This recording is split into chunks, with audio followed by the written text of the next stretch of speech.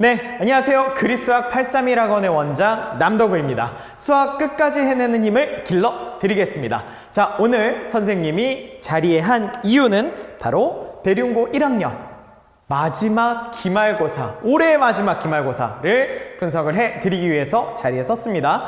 자, 친구들 공부를 하고 나서 내가 어떤 내용들을 공부를 했었는지, 이런 것들이 출제되고 이렇게 이제 나왔는데 나는 대비를 잘했는가에 대한 것들도 한번 돌아보는 시간을 가지셔야 될 것 같고요. 내년과 내 그 후년에 대륜고 1학년 이제 기말고사를 준비하는 친구들이 이 영상을 보시면서 나는 대륜고 1학년 기말고사, 2학기 기말고사를 이렇게 준비해야 되겠구나 라는 참고를 받아가시기를 바라겠습니다. 참고로 받아간다는 게 뭐야? 어쨌든 도움을 받아가시기를 바라겠습니다.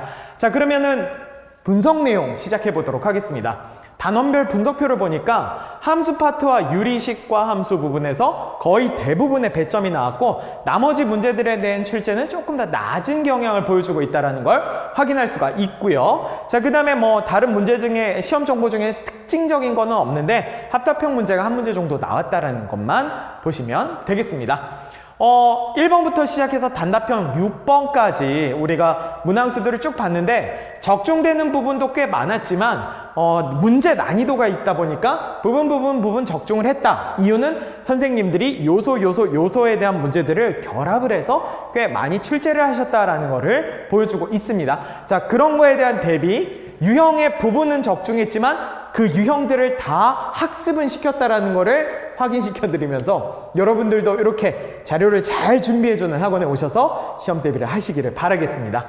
시험 범위나 단원별 문항수는 여러분들이 한번 확인해 주시면 좋을 것 같고요. 출제 경향 분석 한번 해보도록 할게요.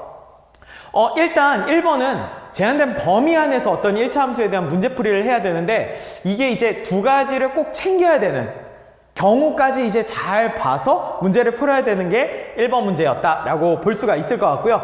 2번 같은 경우에는 점근선이 주어진 두 직선이었어요. 이거를 어떻게 활용해서 푸느냐, 교점 찾고 나머지 이제 정보를 활용해서 문제를 푸는데 표준화를 해놓고 풀면 미지수를 조금 더 줄일 수 있는 최적화되는 상황이었다라는 거 기억해 주시면 좋겠습니다. 마지막으로 3번 같은 경우에는 점을 선택해가지고 어쨌든 도형 만드는 건 꽤 많이 나오는 쉬운 유형 중에 하나예요. 이 문제도 쉬웠는데 조심해야 된다면 밑에 있는 줄에 그 점들을 선택해서 만드는 4개짜리는 다 없애야 된다. 사각형을 만들 수가 없으니까. 자, 그런 것들 조심해 주시면 되겠습니다. 자, 그리고 출제 경향, 주요 출제 파트인데 크게 봤을 때는 어쨌든 전체 20문항 중에 15개나 함수 문제가 나왔다라는 점, 함수가 집중되어져 있었다라는 점을 기억해 주시면 좋겠고요. 어쨌든 함수 단원 중에서도 역함수 전까지가 그냥 엄청나게 많이 나왔어요. 비중 자체가 거기에 실려 있었는데 꼭 다음 시험에도 이렇게 나올 거다라는 장담은 못 하겠어요. 왜냐면 올해 선생님들의 성향이 그랬을 수가 있어요. 그래서 한쪽으로 치중된 시험 문제가 나왔을 때 다음 시험 대비할 때 골고루 해야 되는 과정은 여러분들이 꼭 가져가야 된다는 거. 시험 문제 시간, 공부하는 시간이 없어. 그래가지고 이렇게 공부했다가는 낭패를 보는 경우가 생깁니다. 주의하셔야 되겠습니다. 문제의 특징은 어쨌든 역함수까지 범위해서 정역, 정의라든지 성질을 활용해서 대수적인 상황을 만들어내서 식을 막 조작해내는 그런 과정이 많았기 때문에 그런 연습 많이 하셔야 된다는 것과 유무리 함수에서는 어쨌든 그래프를 활용하는 부분들이 있었다. 그래프에 대한 중요도는 계속해서 강조하고 있다는 것을 기억하시면 되겠습니다. 경우의 수 단어는 실생활 응용 문제라든지 어쨌든 문제 해결을 위한 어떤 전략을 세우는 그 과정을 요구하는 문제가 많았기 때문에 이런 내용들은 여러분들이 혼자서 할 수가 없어요. 그렇기 때문에 도움을 조금 받는 과정이 필요할 것 같아. 왜냐면 문제 해결 전략이라는 부분에서의 최적화 과정은 혼자서 하면서 이뤄낼 수가 없는 부분이기 때문에 이런 것들은 좋은 선생님, 좋은 학원에서 가져가셔야 됩니다. 배워야 된다는 거, 그거를 참고해 주시면 좋을 것 같습니다. 고득점 문제에서는 14번은 모의고사 문제에서 부분만 조금 변형이 돼서 나왔다라는 거. 어쨌든 간 경우 구분을 해야 되는 거에 있어서 실수하지 않아야 되고 모의고사 출제됐다는 게 포인트로 보시면 될 것 같고요. 단답형 5번 같은 경우에는 무리함수랑 역함수의 관계를 활용한 문제인데 좀 중요한 건 부정형 방정식, 부정형 방정식이 아니죠. 부정 방정식. n의 자연수임을 어떤 조건을 확인해가지고 그 제곱수를 힌트로 빠르게 이제 구해내는 이 과정은 추가 조건들이 없어 보면은 결국에는 이런 것들은 부정형이기 때문에, 부정 방정식이기 때문에 내가 주어진 이런 자연수라는 어떤 특정 포인트들을 잘 끌어내야 돼요. 양수, 정수 뭐 이런 것들. 그래서 이런 거는 나중에 이제 문제 푸시다 보면 모의고사 형태에서도 꽤 많이 나오기 때문에 기억을 해두시면 참 도움이 많이 될 것 같습니다. 그다음에 마지막으로 이제 6번 같은 경우에는 원과 유리함수의 어떤 접하는 관계에 대한 단순 어떤 식정리 문제였다라는 거를 좀 말씀드릴 수가 있을 것 같습니다. 단순 식정리 이러면은 욕할라나? 계산 과정 자체는 조금 길었던 것 같죠? 그런 건 여러분들이 조금 확인해 주시고 참고해 주시면 좋을 것 같고요.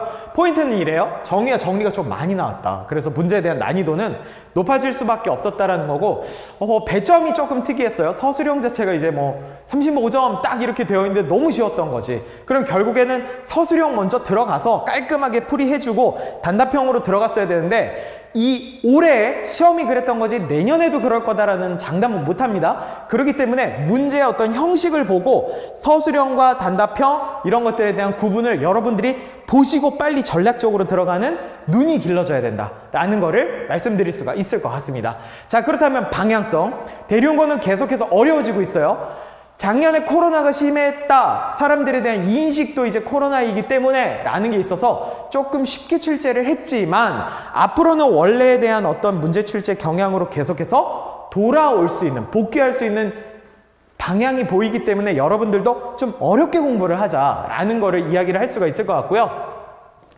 수성구 타학교 대비해서는 계속해서 난이도가 높다라는 거 여러분들 인식하면서 내륜고는 수학이 어려워 열심히 준비해야지 라는 생각 갖고 공부를 해주시면 좋을 것 같고요.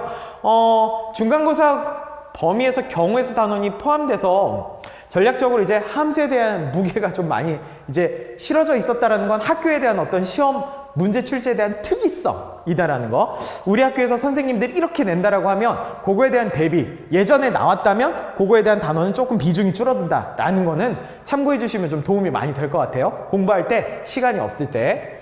그리고 문제 난이도는 단답형에서 조금 높았는데 다음에는 그럴 수 있을지는 잘 모르겠다. 그래서 문제를 보고 들어가는 거를 여러분들이 정해야 된다. 그런 시야가 아니죠. 그런 안목을 길러야 된다라는 게 이제 큰 방향성인 것 같고요. 마지막으로 모의고사 형태의 유형 연습 꼭 하셔야 된다라는 거를 기억하시면 좋겠습니다. 자, 어쨌든 우리 대륜고 학생들 1학년 마지막 모의고사가 아니죠. 기말고사를 보시느라 수고들 많았고요. 내년 준비하시면서 이런 내용들 참고하셔서 조금 더 발전된 2학년 첫 중간고사를 대비하시길 바라겠고요. 이후에 내년이나 내후년에 보시는 친구들은 기말고사 이거를 참고해서 대박 나시기를 바라겠습니다. 분석 내용 들으시느라 고생들 많으셨습니다.